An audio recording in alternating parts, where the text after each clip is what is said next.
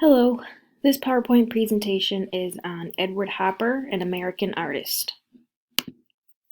So a little bit about Edward. He was born on the 22nd of July in 1882 and died on May 15th in 1967. Hudson was born to a middle-class family in Nyack, New York, and in the background here is a beautiful picture of Nyack, which lies on the west side of the Hudson River. After graduating high school, Edward studied for a short time at the Correspondence School of Illustration in New York. And correspondence art is also known as mail art. And there's a picture there at the bottom right of an example of mail art. He studied here for just 1 year, and then he began to study at the New York School of Arts, which can be seen in the top image there. He first worked as an illustrator for a short time, and then he took 3 trips abroad. His first trip, he went to Paris and other areas throughout Europe. Second trip, he went back to Paris, and a third trip to Paris again, and a stop in Spain. And we will see kind of a little bit of how Paris influenced him and his work in the later slides to come. So his early works consisted first of etching, and etches were beneficial for him because he could more easily sell multiple copies versus like a painting or something else. And then he began to incorporate watercolor into his works, and he would become famous for these along with his oil paintings that we will look at. Edward was married to a Josephine Hopper. He called her Jo. And they had met in school as they had studied together, and they married in 1923. There are rumors that their marriage was not too pleasant. For Jo especially, it's said that they had some conflict with each other as Jo was an artist herself, so just kind of a little conflicting there, but Edward eventually did take over, and his life as an artist dominated and was the main focus between the two. They were married for about 43 years, and Jo had a pretty great influence on Edward's artwork, particularly his transitions and the type of artwork he produced. She encouraged him to explore different mediums, and Jo also posed for all of the female figures in his works, which we will see.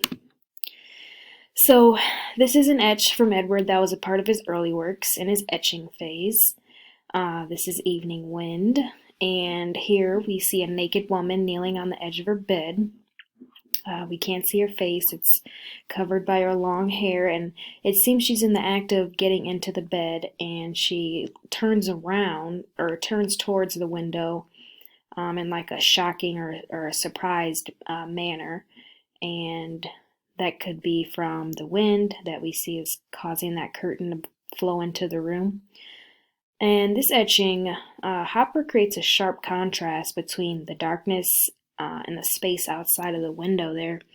We see that heavy cross-hatching in the room, and he leaves us with a little detail of furniture and things inside of the room. And just to point out, this is a common theme seen in Hopper's works, that there are people featured in his works who are always alone or appear to be lonely. Another thing is that Edward liked to play with the lighting in his works, and I will point these things out in the slides to come. Here we have the etching titled Night Shadows, also from 1921. Edward kind of gives us a bird's eye view here of a street corner, and this street corner is actually a real corner that exists in New York, the state that he is from. Here we see a man walking alone on the sidewalk, and he's approaching the shadow of a street light, and it appears to be a late night, hence the title. Here again is that detail of lighting that I talked about previously, and also we see that this individual is alone. Here is an oil painting of that same corner, titled New York Corner, and it's the same corner as the last etching we just looked at. This time, Hopper created an oil painting of the corner, and this corner is downtown near the riverfront. And we see people standing and walking on this corner. And even though this is in New York, Hopper again gives that vibe of isolation, and everyone is just kind of tending to themselves instead of there being interaction and crowding like we typically think associated with New York. As mentioned, Hopper did have his watercolor phase, which is what this painting is, a watercolor, the mansard roof. And Jo, his wife, convinced him to go to Gloucester, Massachusetts, which was a known place that people went to looking for objects and scenery to paint. And also, Jo at this time convinced him to incorporate watercolor into his work. So we see, again, the importance of light in this painting. The sunlight from the sky is shining down and creating those shadows on the trees onto the house. And this angle that Hopper chose to paint, it kind of gives it some balance, even though if we were to look at this kind of straight on from the front of the house, it would appear to have no symmetry. Stairway at 48 in Rue de Lille in Paris. This was the first year Hopper had visited Paris in 1906, and he actually lived in this building for 8 months during his first day in Paris. And here he shows the staircase, and he emphasizes the reflection on the steps. He uses dark tonal colors, and this was thought to be due to this painting being created on a rainy day. Here we have some apartment buildings viewed from the Williamsburg Bridge in Brooklyn. And the steel bridge is less focused on rather than the building structure, because we just kind of get that little glimpse of it at the bottom of the canvas here. And here he creates a sense of isolation too, with no noise or movement. We just see that one person appears to be a lady, a woman, sitting in the window up there on the top floor. I will, for this one, this oil on canvas titled Room, just read a statement from Hopper about this one. The idea for Room in New York had been in my mind a long time before I painted it. It was suggested by glimpses of lighted interiors seen as I walked along the city streets at night, probably near the district where I live, Washington Square. Although it's no particular street or house, but it is rather a synthesis of many impressions. In the 1920s, Hopper starts to focus his art on American subjects, and when this painting was created in 1926, titled Sunday, America was beginning to deal with the Great Depression. And we see this man sitting alone on the street. The store behind him appears to be closed, whether that's due to it being a weekend, hence the title Sunday, or the economic effects. Here's another depiction of urban alienation that Hopper focused on. This woman pictured, modeled by Jo again, sits in isolation.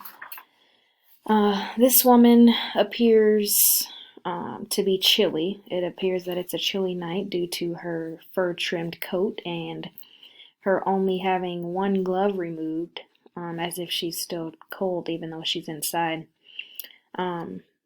We see no details of the outside through that window there. Instead, we just kind of get that reflection of the rows of light fixtures inside of the automat.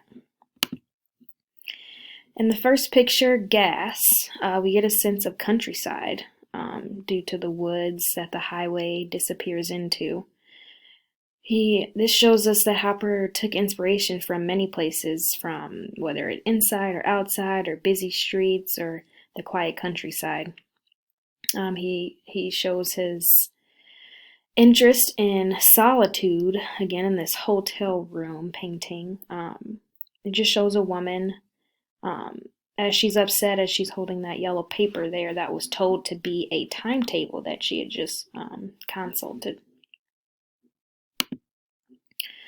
These paintings here, Night Windows and Drugstore, just kind of show how much that Hopper loved to define the time of day. And again, using lots of elements of lighting and shadow. In Drugstore, we see his love for architectural features too. and that nocturnal solitude. We also see Hopper display a street corner again, so kind of some correlation between the pieces there. The last painting that we will look at is one that caught my eye from our textbook and led me to focus on Hopper in this presentation. Here we have Nighthawks, an oil painting from 1942 that shows people sitting in a diner at night. Very detailed lighting and shadows in this painting. The diner is lit really well so that it shines through the windows out into the sidewalk and onto the building across the street. And the woman in this painting was modeled by Jo, Hopper's wife. They all appear to be uncommunicative with one another. Again, as in the other paintings, he focused on the loneliness of city life. This book talked about this painting having a sense of doom or entrapment. As there's no door pictured to exit or enter the diner, I imagine that door there on the right would be to go into the kitchen.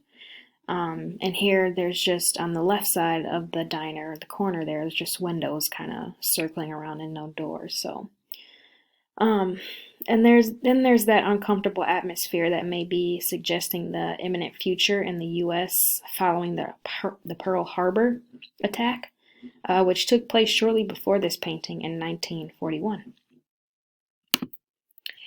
Thank you all for watching and listening.